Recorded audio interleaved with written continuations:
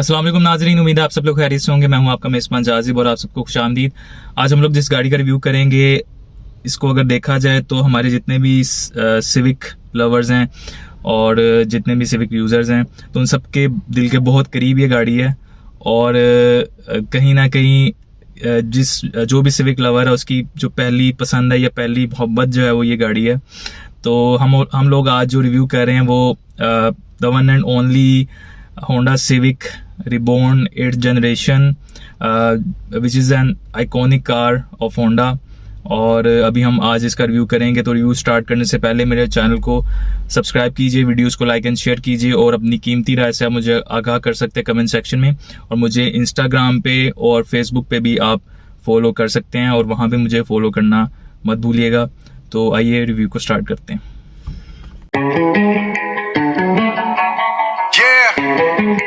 Justin Diamond, Alvin, let's go. Yeah. I'm in the whip with authority, looking like Sky Bree, she got a body, ayy. And she been calling me daddy lately, want me to put her in Cartiers, and the bitch deserve it. Put in work for the money, she earn it. Give me top every night, lip service. Now I gotta block these hoes, she worth it. I'm out in Abu Dhabi with a bad bitch, look like Sky Bree, ooh. Right beside me, in the phantom off that Molly, yeah. Abu Dhabi with a bad bitch, look like Sky Bree, ooh. Right beside me, in the phantom off that Molly, yeah. Abu Dhabi with a bad bitch, look like Sky Bree, ooh. Right beside me, in the phantom off that Molly, yeah. Abu Dhabi with a bad bitch, look like Sky Bree, ooh. Right beside me, in the phantom off that Molly, yeah. Shorty a dancer with her OnlyFans, got her bands up. She independent, got a land truck, don't need no man, but I'll man up for that. Ooh, put it on camera, she a freak, nothing I can't handle. When I'm pulling up in that phantom, I got a pussy wetter than Niagara. Bitch, I'm a dog, I'm with the leash. Ain't no one holding me back, I'm a beast. Showing them all, falling my teeth. None of them fucking with me in these streets. Ooh, Sky Bree hit me in my DMs. I've been trying to meet up and see ya. I can fly you out to Abu Dhabi with a bad bitch look like Sky Bree. Ooh, right beside me in the phantom off that Molly. Yeah. Abu Dhabi with a bad bitch look like Sky Bree. Ooh, right beside me in the phantom off that Molly. Yeah. Abu Dhabi with a bad bitch look like Sky Bree. Ooh, right beside me in the phantom off that Molly. Yeah. Abu Dhabi with a bad bitch look like Sky Bree. Ooh, right beside me in the phantom off that Molly. Yeah.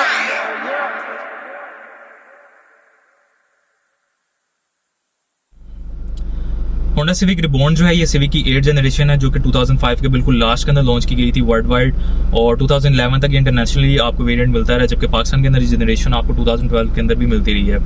सो पाकिस्तान के अंदर जो इस गाड़ी की 4 आपको main जो है variants मिलते थे, जिसमें सबसे पहले आपका जो है 2 मैनुअल ट्रांसमिशन के साथ वेरिएंट आते थे और 2 आपके ऑटो ट्रांसमिशन के साथ आते थे। मैनुअल के अंदर आपका जो सबसे पहले सिंपल वेरिएंट आपका होता था VTI 1.8 और उसके साथ आपका VTI ओरियल था 1.8 जो कि सनरूफ के साथ होता था। इसके बाद ऑटोमेटिक में आपके पास VTI प्रोस्मेटिक था 1.8 और उसके साथ आपको VTI ओरियल प्रोस्मेटिक मिलता था जो कि आपको सनरूफ के साथ मिलता था। सो इस गाड़ी का जो इंटरनेशनली जो पाकिस्तान में वेरिएंट था इसको FD1 मॉडल भी कहा जाता है और इसका एक इंटरनेशनल मॉडल भी था जो कि FD2 था और वो 2000 सीसी इंजन के साथ आपको मिलता था, जबकि पाकिस्तान वेरिएंट जो चारों के चारों थे 1.8 लीटर इंजन के साथ थे। और इसके अलावा पाकिस्तान के अंदर इस गाड़ी के कुछ JDM वेरिएंट्स भी आए हैं, कुछ UK के वेरिएंट्स में हैं जो कि हाइब्रिड भी थे 1.3 लीटर इंजन के साथ। सो ओवरऑल जो पाकिस्तान के अंदर गाड़ी रिबॉर्न की जनरेशन आपको मिलती थी, इसके अंदर जो इंजन था 1.8 litre single overhead cam iVTEC engine है और ये इंजन तकरीबन जो है अराउंड 140 हॉर्स पावर जनरेट करता है, तकरीबन 175 newton metre of torque generate करता है। सो आज हम लोग जिस गाड़ी का रिव्यू कर रहे हैं ये बेसिकली होंडा सिविक रिबॉर्न का 2009 मॉडल है। ब्लैक कलर में ये गाड़ी है और इस गाड़ी की जो स्पेशलिटी है वो ये है कि इस गाड़ी के जो ओनर हैं उन्होंने इस पूरी गाड़ी को जो है बेसिकली थोड़ा सा मॉडिफाई किया है और मॉडिफाई सेंस में किया है कि इस गाड़ी के इंटीरियर में काफ़ी सारी चीज़ें जो है उन्होंने इसमें इंस्टॉल की हैं जापानीज़ रिबॉर्न की, और इसके एक्सटीरियर के अंदर भी कुछ चीज़ें हैं जो कि इसमें जो JDM रिबॉर्न है उसकी इंस्टॉल की गई हैं। तो अभी हम इस गाड़ी का सबसे पहले वॉक अराउंड कर लेते हैं और उसके बाद फिर मैं आपको इस गाड़ी का जो इंटीरियर है और जो इसमें चेंजेस हुई हैं और जो भी इन डेप्थ रिव्यू है मैं आपको वो सारा अंदर से करवाता हूँ। तो आइए सबसे पहले इसका वॉक अराउंड कर लेते हैं। इस गाड़ी के अगर आप एक्सटीरियर पे आते हैं तो सबसे पहले अगर आप इस गाड़ी की लुक्स देखें तो बहुत ज़्यादा आई कैचिंग लुक्स हैं इसकी और बहुत ज़्यादा अट्रैक्टिव हैं। और मुझे याद है कि 2005-6 के अंदर जब मैं स्कूल गोइंग था तो उस टाइम पर हम जब भी इस गाड़ी को गुजरते हुए देखते थे तो बहुत ज़्यादा इसकी जो है ना लुक्स और इसकी रोड प्रेजेंस बहुत ही ज़्यादा थी। और हम लोग बस जब तक ये गाड़ी गुजरती थी हम लोग उसको खड़े होकर सिर्फ देखते थे। तो इस गाड़ी की उस टाइम पर अगर आप प्रीवियस जनरेशन्स देखें 8 जनरेशन से पहले, तो होंडा ने इस जनरेशन को टोटली जो है एक बिल्कुल नए तरीके से जनरेशन डिज़ाइन किया है, या आप इसको कह सकते हैं टोटली है उन्होंने अपनी जो एक कन्वेंशनल वे के अंदर जो उसकी उनकी पिछली जनरेशन चलती आ रही थी, इस जनरेशन को उन्होंने टोटली एक नए तरीके से रीडिज़ाइन किया। और ये गाड़ी जो है बेसिकली जापानीज़ डिज़ाइनर्स हैं, उन्होंने इस गाड़ी को डिज़ाइन किया और इस गाड़ी को देख के लगता है कि उन्होंने इस गाड़ी को मतलब अच्छा खासा जो है दिल से इस गाड़ी को डिज़ाइन किया है। और हर एक चीज़ के ऊपर जो है प्रॉपर तरीके से अटेंशन टू डिटेल दिया गया है। इवन कि आप इसकी जो है फ्रंट लुक पे आते हैं पूरी, तो आप इसकी लाइक हेडलाइट्स देखें, आप इसकी ग्रिल देखें, क्रोम आपका जो एम्बलम है उसके आप क्रोम का ऊपर स्ट्रिप जा रही है, फिर प्रॉपर नीचे बम्पर है। तो बिल्कुल इसको एक अगर फ्रंट आप पूरा देखते हैं तो ये प्रॉपर एक आपको स्पोर्टी काफ़ी ज़्यादा एलिगेंट प्लस आपको एक स्पोर्टी लुक देता है। इसके साथ अगर आप इसके बोनेट की और इसकी विंडशील्ड की अगर आप ये शेप देखें, पूरी काफ़ी स्लोपी सी शेप है।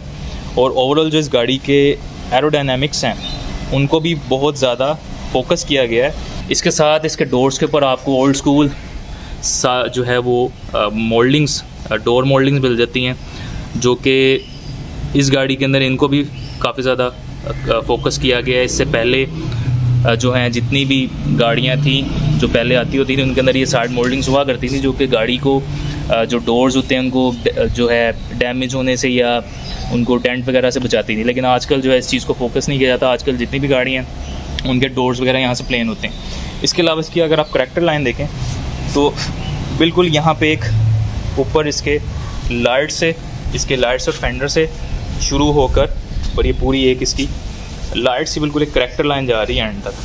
तो ये भी इसकी साइड प्रोफाइल को काफ़ी ज़्यादा एक डिसेंट और एक एलिगेंट लुक देती है। इसके साथ अगर आप इस गाड़ी के साइड व्यू मिरर्स पे आते हैं तो आपको यहाँ पे जो है इंडिकेटर दिए गए हैं। तो ये मेरा ख्याल है कि ये थोड़ा सा इसका डिज़ाइन मज़ीद बेहतर हो सकता था, लेकिन खैर नॉट बैड एट ऑल। उसके बाद अगर हम इस गाड़ी के रिम्स पे आते हैं तो इस गाड़ी के अंदर 15 इंचज़ के अंदर आपको कंपनी फिटेड अलॉय व्हील्स इसके साथ मिलते थे और इस गाड़ी के अंदर भी इंस्टॉल्ड है। इसके साथ इस गाड़ी के अगर आप रेयर पे आते हैं तो इस गाड़ी के रेयर के ऊपर जो है सबसे पहले आप यहाँ पे होंडा का एम्बलम आपको नज़र आ रहा है। इस साइड पे बैजिंग है VTI ओरियल 1.8 i VTEC, यहाँ पे सिविक की बैजिंग है। और इस गाड़ी की जो रेयर से लुक है ये भी इसकी बहुत ज़्यादा आई कैचिंग है। और अगर आप इसकी जो स्पेशली अगर आप इसकी लाइट्स देखें, इस गाड़ी की लाइट्स वैसे चेंज हुई हुई हैं। इसके अंदर ये थोड़ा सा ओवल शेप के अंदर ये लाइट्स कई पैटर्न इसका बन रहा है एजेस के साथ, लेकिन जो इस गाड़ी के अंदर ओरिजिनल लाइट्स आती हैं वो उसके अंदर ये टोटल राउंड होता है। और उसकी अगर आप रात के टाइम रेयर से लुक देखें तो बहुत ज़्यादा अग्रेसिव और स्पोर्टी लुक देती है। और सेम एज लाइक अगर आप निसान GTR स्काईलाइन देखें तो उसकी भी जैसे रेयर से लाइट्स हैं, ब्रेक लैंप्स हैं, तो इसकी भी वही लुक आती है रात के टाइम। और इसके अलावा यहाँ पे इसको आपका एक हेडलैम्प भी रेयर जो विंडो है उसके ऊपर मिल जाता है। और इस गाड़ी के अंदर एक और जो काफ़ी एक इम्प्रेसिव चीज़ थी वो थी इस गाड़ी के एग्जॉस्ट टिप्स। ये वाहिद उस टाइम पे गाड़ी थी जिसके अंदर आपको डुअल जो है एग्जॉस्ट टिप्स मिलते थे, और ये भी इस गाड़ी की जो स्पोर्टी लुक है उसको और इन्हेंस करती थी। बाकी ये जो गाड़ी आप देख रहे हैं इसका जो ये बम्पर रेयर से इसकी लाइट्स ये दोनों JDM वेरिएंट है उसकी इंस्टॉल की गई हैं।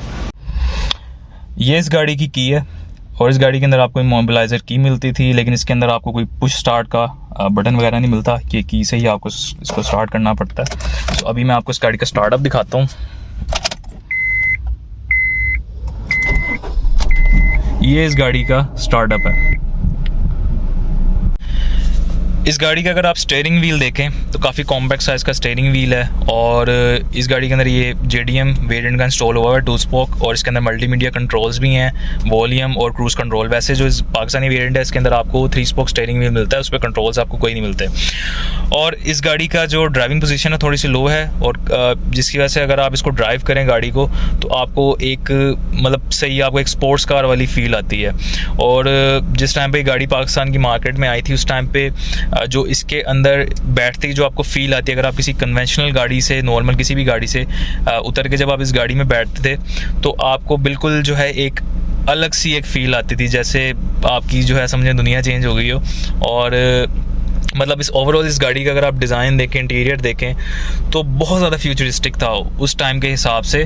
और मतलब उस टाइम पे जो नॉर्मल गाड़ियाँ होती थी उनके अंदर लाइक अगर आप मैं सबसे पहले इसका मीटर पे आ जाता हूँ तो यहाँ पे सबसे पहले मेरे ख्याल से पाकिस्तान की मार्केट में ये वाहिद गाड़ी थी जिसके अंदर आपको एक हेड अप डिस्प्ले का कॉन्सेप्ट पता चलता था कि हेड अप डिस्प्ले भी होता है गाड़ी के अंदर, जो इसके अंदर दिया गया, जिसके अंदर आपको डिजिटल स्पीडोमीटर मिल जाता है, उसके साथ आपको फ्यूल गेज और आपकी जो गाड़ी की टेम्परेचर गेज है वो उसमें आ रही होती है। इसके साथ इसका जहाँ पे आपका नॉर्मल टिपिकल गाड़ियों कन्वेंशनल गाड़ियों का आपका इंस्ट्रूमेंट क्लस्टर होता है, ये इस जगह पे आपको इसका RPM मिल जाता था। और ये मेरे ख्याल से उस टाइम पे वाहिद गाड़ी थी जिसका जो RPM है 7000 जो है प्लस पे, यानी कि 7000 तक ये रेड लाइन पे था। और इसके साथ नीचे एक इसकी छोटी सी MID थी जिसमें इसकी सारी जो है इंफॉर्मेशन बेसिक आपको मिल जाती थी। और इसके राइट साइड पे आ जाएं तो यहाँ पे आपको इसके गेयर इंडिकेटर्स वगैरह दिए हैं, लेफ़्ट साइड पे आपको जो है इसके आपकी जो लाइट्स आ जाती हैं, इसके सेंसर्स वगैरह की वो आपको मिल जाती हैं। सो ओवरऑल इस गाड़ी का जो डिज़ाइन था वो किसी भी कन्वेंशनल गाड़ी से उस टाइम पे बिल्कुल ही यूनिक था और एक फ्यूचरिस्टिक डिज़ाइन था इस गाड़ी का। और इवन कि अगर मैं इस गाड़ी की बिल्ड क्वालिटी पे आता हूँ तो इस गाड़ी की ओवरऑल जो बिल्ड क्वालिटी, अगर आप डोर पैनल्स देखें, इसके डैशबोर्ड देखें, स्टीयरिंग देखें, सो बिल्ड क्वालिटी अगर मैं इस गाड़ी की कंपेयर करूं आजकल की जो सिविक अगर आप 10th 11 जनरेशन से भी कंपेयर करें तो वो उन गाड़ियों की भी बिल्ड क्वालिटी इसके पास भी नहीं आती। और इसकी बिल्ड क्वालिटी इतनी सॉलिड होने का एक रीज़न ये भी था कि जिस टाइम पे गाड़ी ये बन रही थी या लॉन्च हुई थी उस टाइम पे ग्लोबल रिसेशन था, जिस टाइम पर जितनी भी ऑटोमोबाइल काफ़ी ज़्यादा कंपनीज थी जो कि अपनी जो मैन्युफैक्चरिंग है वो चाइना से जो है शिफ्ट कर रही थी। तो उस टाइम पे ये गाड़ी बनी थी जिसकी वजह से इसकी बिल्ड क्वालिटी काफ़ी सॉलिड है। और उसके बाद जब चाइना में शिफ्ट हुई उसके बाद तो आज तक गाड़ियों की जो बिल्ड क्वालिटी है वो डाउनग्रेड ही होती गई है। सो इस गाड़ी को आप किसी भी लेटेस्ट सिविक से आज की इसको आप कंपेयर कर लें, इस गाड़ी की बिल्ड क्वालिटी जो है बहुत सॉलिड है और कोई भी आपकी लेटेस्ट सिविक इसका मुकाबला नहीं कर सकती बिल्ड क्वालिटी में। और इसके साथ सेंटर में इस गाड़ी के अंदर तो खैर ये एंड्रॉयड पैनल इंस्टॉल हुआ है। वैसे जो है इस गाड़ी के अंदर आपको एक सिंपल सा 6 CD जो है चेंजर आपको मिलता था। और उसके बाद एक 2012 के अंदर एक सम सॉर्ट ऑफ आप कह लें एक इसमें फेस लिफ्ट किया गया था, लेकिन उसमें चेंज कुछ भी नहीं था, सिर्फ एक हेड यूनिट उसमें नेविगेशन के साथ इंस्टॉल कर दिया गया था। इसके बाद अगर आप इसके AC कंट्रोल्स पे आ जाएं तो इस गाड़ी के AC कंट्रोल्स भी जो हैं ये भी चेंज किए गए हैं, JDM के इंस्टॉल किए गए हैं इसके अंदर। और वैसे इस गाड़ी के अंदर जो है वो बिल्कुल सिंपल नॉर्मल से कंट्रोल आते हैं, तो ये भी इस गाड़ी के अंदर चेंज है। और ओवरऑल जो इस गाड़ी की AC परफॉर्मेंस है वो बहुत जो है आउटस्टैंडिंग है। और AC की परफॉर्मेंस के हिसाब से ये गाड़ी जो है आपको बिल्कुल भी डिसअपॉइंट नहीं करेगी। इस साइड पे आपका हैज़र्ड्स का बटन है, यहाँ नीचे आपका थोड़ा सा स्पेस है।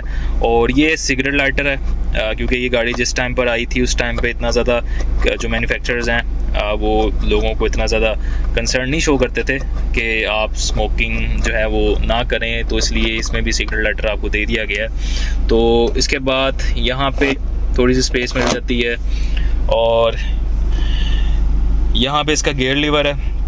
और ये गाड़ी जो है आपको टोटली जो है फुली ऑटोमेटिक ट्रांसमिशन के साथ मिलती है। और इस वजह से आपको इस गाड़ी की जो गियर शिफ्टिंग है, जब आप इस गाड़ी को चलाएंगे तो आपको प्रॉपर फील होगा कि गाड़ी RPM के साथ साथ अपना गियर शिफ्ट कर रही है। इसके साथ यहाँ पे इस गाड़ी की हैंड ब्रेक है और ये किसी भी कन्वेंशनल गाड़ी से उस टाइम देखा जाए तो बिल्कुल एक डिफरेंट यूनिक स्टाइल था इसके हैंड ब्रेक का। और अगर आपको ड्रिफ्टिंग का बहुत शौक हो तो आपके लिए इस हैंड ब्रेक की जो पोजीशन है ये बहुत ज़्यादा फिजिबल है, आपको बार बार हाथ पीछे नहीं लेके जाना पड़ेगा, आप इजीली से ड्रिफ्टिंग भी कर सकते हैं यहाँ पे अगर आपको शौक हो तो। खैर इसके यहाँ पे थोड़ी सी स्पेस मिल जाती है। फिर यहाँ पे आपको थोड़ी स्पेस दी गई है। और इसके यहाँ पे एक चीज़ जो मुझे बहुत ज़्यादा अच्छी लगती है, अगर आप ये बटन प्रेस करेंगे तो आपके यहाँ पे ये चेंज हो जाता है। इसके अंदर आप ये कप होल्डर बन गया पूरा। अगर आपने इसमें cup holder as a cup holder नहीं यूज़ करना तो आप इसको क्लोज कर दीजिए, तो आपके पास ये स्पेस बन जाएगी पूरी। फिर उसके बाद इस गाड़ी का आर्मरेस्ट पे आ जाएं तो इस गाड़ी के अंदर आपको स्लाइडिंग आर्मरेस्ट मिलता था। इसको आप अपनी जो कंफर्ट के हिसाब से इसको स्लाइड कर सकते हैं। और उसके अलावा अगर आपने इसके अंदर स्पेस यूज़ करनी है तो इसके अंदर काफ़ी अच्छी खासी स्पेस आपको मिल जाती है। उसके साथ आप अगर इसके यहाँ आते हैं तो ये आपका रेयर व्यू मिरर है सिंपल, और आपके यहाँ पे शेड्स हैं। शेड्स के अंदर आपको वैनिटी मिरर मिल जाता है। ये इस गाड़ी के हेडलैम्प्स हैं और इस शेड के अंदर भी आपको वैनिटी मिरर मिल जाता है। और एक और इस गाड़ी में अच्छी चीज़ है, क्योंकि ये VTI ओरियल है तो इस प्रोस्मेटिक, तो इसके अंदर आपको सनरूफ की ऑप्शन भी दी गई है। तो अभी आपको मैं ठीक है, इस गाड़ी के अंदर आपको सनरूफ भी मिल जाता है।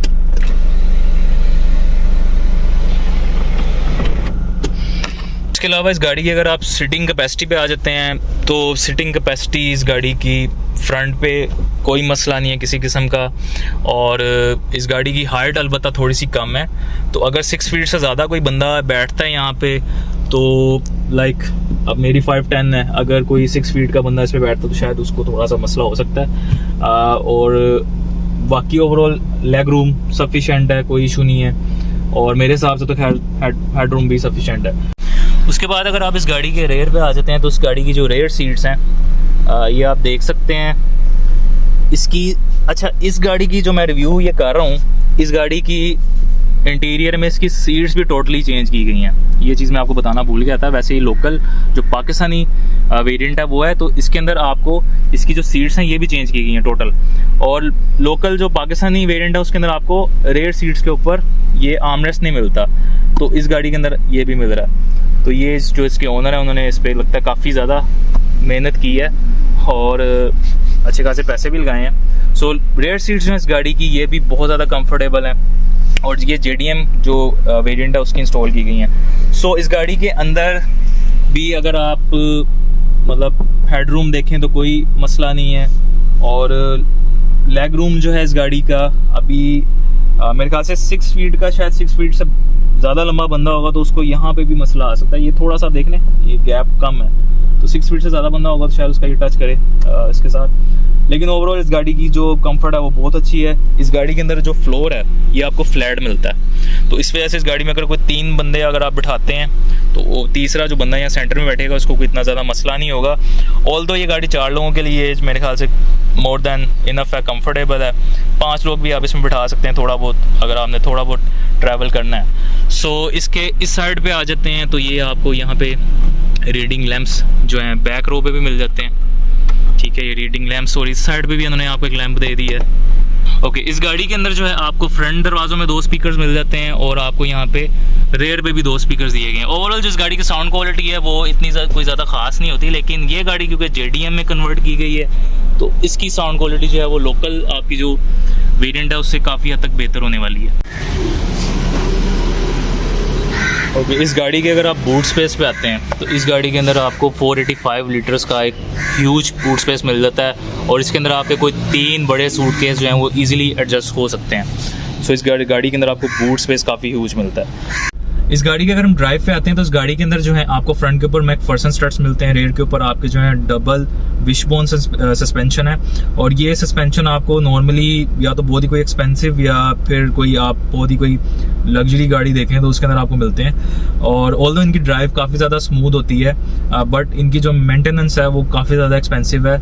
और जो डिज़ाइनर्स थे इस गाड़ी के जब वो इस गाड़ी को डिज़ाइन कर रहे थे तो मेरा ये ख्याल है कि उन्होंने शायद उस टाइम पर पाकिस्तान के बारे में नहीं सोचा था इसको डिज़ाइन करते हुए कि ये गाड़ी जो है किसी टाइम पे पाकिस्तान के जो यंगस्टर्स होंगे, जो सिविक लवर्स होंगे, उनके दिल के बहुत करीब होने वाली थी।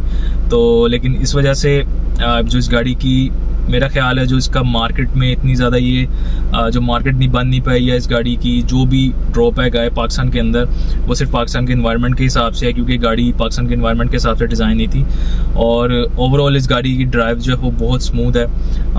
और जो आपके इसके जो रेयर के सस्पेंशन है उनका जो बेसिक अगर आप उसकी इस गाड़ी को काफ़ी ज़्यादा स्पीड में इसकी कॉर्नरिंग भी करें तो इतना ज़्यादा जो है इस गाड़ी की जो रोड ग्रिप है वो बिल्कुल भी नहीं जाती। इस गाड़ी की रोड ग्रिप बहुत स्ट्रॉन्ग है। और इसके साथ साथ इस गाड़ी में क्योंकि आपको ABS भी मिलता है तो ABS की वजह से, और उसके साथ साथ इस गाड़ी के एक चीज़ जो मैं आपको बताना भूल गया था, इस गाड़ी के अंदर जो आपको हाइड्रोलिक पावर स्टीयरिंग मिलता है, जबकि इसका जो इंटरनेशनल वेरिएंट है उसके अंदर आपको EPS मिलता है, electronic power steering. So hydraulic power steering होने की वजह से इस गाड़ी की जो ड्राइव है, जो इस गाड़ी की पावर आउटपुट थी और जो इसके सस्पेंशन हैं, तो स्पीड के अंदर जो है इसकी कॉर्नरिंग बहुत ज़्यादा जो है स्मूथ है। बॉडी रोल इस गाड़ी में नहीं है, लेकिन जो है इसका खैर अभी मैं इसकी जो प्रॉब्लम्स हैं उसकी तरफ भी आऊँगा। सो वैसे ओवरऑल जो इस गाड़ी की फील है, स्पेशली जो इसकी जो ड्राइविंग पोस्चर है आपका, तो लो राइडिंग पोजीशन है इस गाड़ी की। ओवरऑल इस गाड़ी की अगर आप बाहर से भी लुक्स देखें तो इसकी हाइट भी काफ़ी नीचे है, तो प्रॉपर इसको एक जो स्पोर्टी टच इस गाड़ी को दिया गया, स्पोर्टी लुक भी दी गई है इस गाड़ी को। और इसका इंटीरियर भी सारा जो है आपको थोड़ा, अगर आप कन्वेंशनल गाड़ी से उठ के इसमें बैठते हो तो आपको ऐसे भी फील होता है शायद आप किसी जो है किसी जेट के कॉकपिट में बैठ गए हैं या सम सॉर्ट ऑफ आप स्पेसशिप कह लेंगे। क्योंकि जब मैं भी मतलब स्कूल गोइंग था और जब उस टाइम पे ये गाड़ी नई पाकिस्तान में आई थी और मैं भी जब फर्स्ट टाइम इस गाड़ी में बैठा था तो मुझे ऐसे ही फील होता था शायद मैं किसी नई दुनिया में ही आ गया हूँ। और बिल्कुल एक अलग फील थी इस गाड़ी की, और स्टिल वो फील आपको होती है जस्ट बिकॉज इस गाड़ी की बिल्ड क्वालिटी बहुत ज़्यादा सॉलिड है। और इस गाड़ी की अगर हम एवरेज पे आ जाते हैं तो इसमें ये गाड़ी जो है मेरा नहीं ख्याल कि इंटरसिटी के लिए गाड़ी लॉन्ग रूट्स के लिए, लॉन्ग ड्राइव्स के लिए जो है बहुत मुनासिब है। और इंटरसिटी भी ये गाड़ी आप एवरेज पे चले जाएं तो कोई इतनी खास आपको एवरेज नहीं दे पाती, 6-7 किलोमीटर से लेके, और हाईवेज के ऊपर ये गाड़ी आपको 15 किलोमीटर प्लस तक भी देती है। अगर आप मैनुअल ट्रांसमिशन में जाएं तो वो आपको इससे भी बेहतर एवरेज दे सकती है। बाकी ये गाड़ी जो है इंटरसिटी ड्राइव में आपको इतना मज़ा नहीं देने वाली।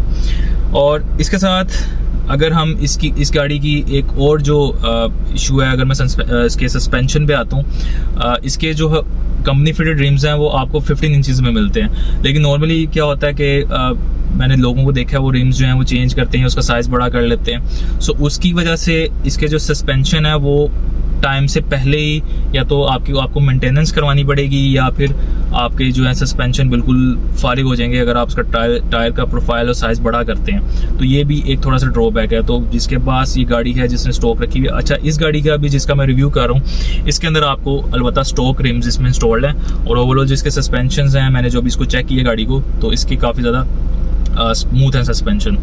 बाकी फर्दर ये कि अगर इस गाड़ी के प्रॉब्लम्स पे आ जाते हैं, सो 3 मेजर प्रॉब्लम्स हैं जो इस गाड़ी में आपको फेस करनी पड़ती हैं। सबसे पहली, क्योंकि इस गाड़ी का हाइड्रोलिक स्टीयरिंग व्हील है, तो इसके अंदर एक जो इशू सबसे बड़ा आता है कि ये इसकी जो सील होती है नीचे से वो लीक, उसमें से ऑयल लीक होता है। तो उसकी वजह से आपको इसका पूरा जो ये स्टीयरिंग का पूरा जो सेटअप है ये पूरा आपको चेंज करवाना है, जो कि काफ़ी ज़्यादा कॉस्टली होता है। और इसके बाद जो दूसरी इसमें प्रॉब्लम आती है, जो इसकी एयर इनटेक की पोजीशन है वो थोड़ी लो है। और अगर तो बारिश हो रही है तो बारिश में तो आप इस गाड़ी को बिल्कुल भी नहीं निकाल सकते, क्योंकि अगर इसका एयर इनटेक ने ज़रा सा भी, क्योंकि स्पेशली अगर पाकिस्तान की आप सड़कें देखें तो यहाँ पे बारिश होती है फिर पानी होता है, तो इसका जो एयर इनटेक है वो पानी सारा सक कर लेगा, उसकी वजह से आपका जो इंजन है वो डैमेज हो सकता है। तो ये इस गाड़ी की जो है दूसरी सबसे एक बड़ी प्रॉब्लम है। तीसरी प्रॉब्लम जो आपको इस गाड़ी में फेस करनी पड़ सकती है वो इसके इंजन माउंट है। और पाकिस्तान में माशाल्लाह खड्डे इतने होते हैं कि जैसे मैंने आपको बताया गाड़ी जो है पाकिस्तान के एनवायरनमेंट के हिसाब से फिजिबल नहीं है, तो खड्डों में इतनी लगती है कि फिर आपके जो इंजन माउंट्स है वो भी आपको चेंज करवाने पड़ते हैं टाइमली। तो ये 3 इसके अंदर प्रॉब्लम्स आती हैं। सो ओवरऑल जो इस गाड़ी की ग्राउंड क्लियरेंस है डिसेंट है, बहुत ज़्यादा कम भी नहीं है और बहुत ज़्यादा भी नहीं है, लेकिन मतलब खड्डों में अगर बहुत ज़्यादा खड्डे हैं तो उनमें तो खैर ये लग सकती है। स्पीड ब्रेकर्स जो हैं माशाल्लाह पाकिस्तान के जो स्पीड ब्रेकर्स हैं उनका एक अपना ही वजूद होता है, तो उसके ऊपर अच्छी खासी गाड़ी भी लग जाती है, तो एक अलग मैटर है। तो खैर ग्राउंड क्लियरेंस इस गाड़ी की इतनी ज़्यादा कोई मसला नहीं करेगी, थोड़ा बहुत आपको इशू कर सकती है due to over road structure overall. बाकी इस गाड़ी की जो राइड है वो काफ़ी ज़्यादा स्मूथ है, कंफर्टेबल है। और स्पेसिफिक जिस गाड़ी का मैं रिव्यू कर रहा हूँ, इस गाड़ी की जो मैंने अभी ड्राइव की है, देखी है, इस गाड़ी की भी ड्राइव काफ़ी ज़्यादा स्मूथ है। सो बाकी अगर आप ये गाड़ी परचेज करना चाह रहे हैं, जितने भी आप जो लोग भी सिविक लवर्स जितने भी हैं, अगर आप इंटरेस्टेड हैं इस गाड़ी में, इस गाड़ी को परचेज़ करना चाह रहे हैं, तो आप इसके ओनर से डायरेक्टली जो है कांटेक्ट कर सकते हैं। उनका मैं कांटेक्ट नंबर जो है वो आपको शेयर कर दूंगा। और फर्दर अगर आप इस गाड़ी को विज़िट करना चाह रहे हैं, आप विज़िट कर सकते हैं। सो ओवरऑल ये गाड़ी की कंडीशन मैंने आपको दिखा दी है, तो होप सो कि आपको ये रिव्यू पसंद आया हो। और बाकी अगर कुछ मिस्टेक हुई हो या कोई चीज़ रह गई हो, वैसे मैंने कोशिश की है हर चीज़ कवर हो सके, लेकिन फिर भी कुछ रह गया हो तो उसके लिए जो है आप या तो मुझे आप कमेंट सेक्शन में बता दीजिए, और अगर कोई मिस्टेक तो आप करेक्ट करवा दीजिए कमेंट सेक्शन के अंदर। और आपकी जो भी थॉट्स हैं, आपकी जो भी आपके सजेशंस हैं, रिकमेंडेशन हैं, वो आप मुझे लाजमी दीजिए और कमेंट सेक्शन के अंदर। और मुझे आप इंस्टा पे, फेसबुक पे भी फॉलो कीजिए लाजमी। और ये हमारा जो है आज का वैसे टोटल ओवरऑल रिव्यू था। होप सो आपको पसंद आया, और इंशाल्लाह आपसे बहुत जल्द दोबारा मुलाकात होगी किसी और इसी तरह के किसी और इंफॉर्मेटिव टॉपिक के साथ, या कार रिव्यू के साथ या बाइक रिव्यू के साथ। तो तब तक के लिए तो बहुत सारा ख्याल रखिएगा। तो that's all today. Take care. Allah Hafiz. Up for that, ooh, put it on camera. She a freak, nothing I can't handle. When I'm pulling up in that Phantom, I got a pussy wetter than Niagara.